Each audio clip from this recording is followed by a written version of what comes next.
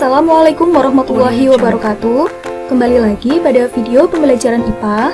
Pada video kali ini kita akan mempelajari tentang sistem pernapasan pada manusia.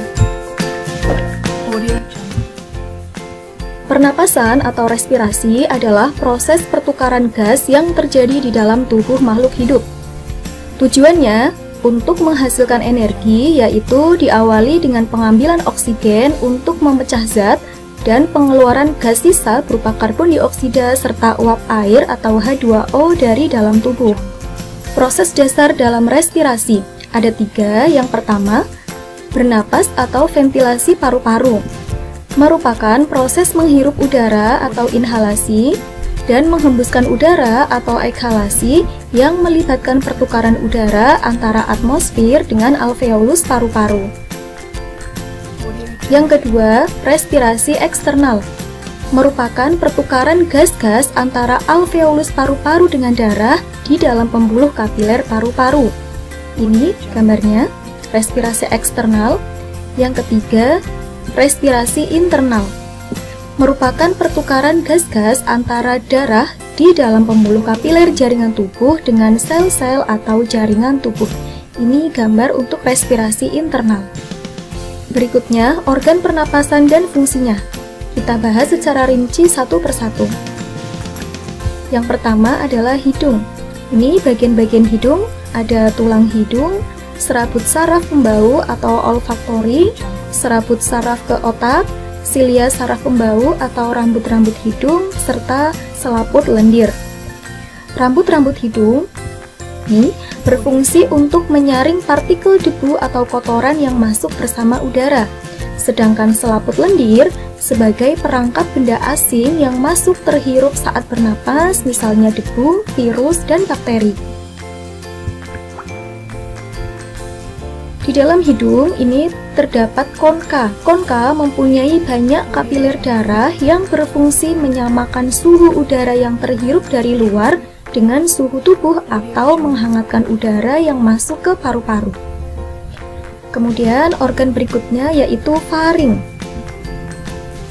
Faring sebagai jalur masuk udara dan makanan, ruang resonansi udara, serta tempat tonsil atau amandel berada. Organ ketiga yaitu laring atau ruang suara. Laring tempatnya di sini. Laring berfungsi menghubungkan faring dengan trakea. Di dalam laring terdapat epiglotis dan pita suara. Ini epiglotis, kemudian pita suaranya yang ini.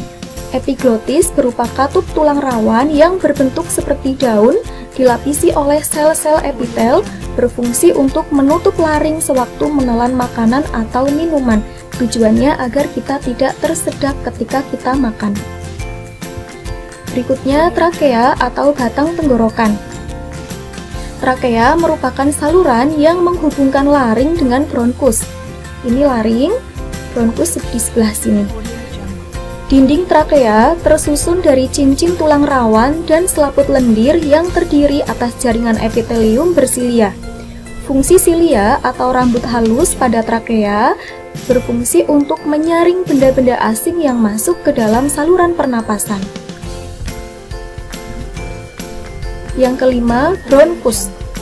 Bronkus merupakan percabangan dari trakea, tersusun dari tulang rawan yang tidak teratur, yaitu berselang-seling dengan otot polos. Jadi ini trakea, kemudian cabang trakea dinamakan bronkus. Nah, bronkus nanti bercabang lagi yaitu bronkiolus. Bronkiolus merupakan cabang-cabang kecil dari bronkus.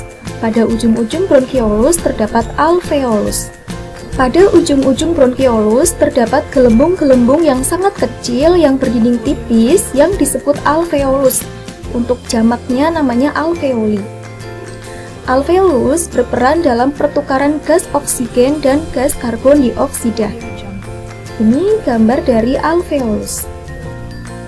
Organ terakhir yaitu paru-paru. Paru-paru terbagi menjadi 2 bagian, kanan dan kiri, yaitu paru-paru kanan atau pulmodexter yang terdiri atas 3 lobus. Ini paru-paru kanan ya, 1, 2, 3. Dan paru-paru kiri atau pulmosinister yang terdiri atas 2 lobus. Paru-paru kiri ini 2 lobus, 1, 2.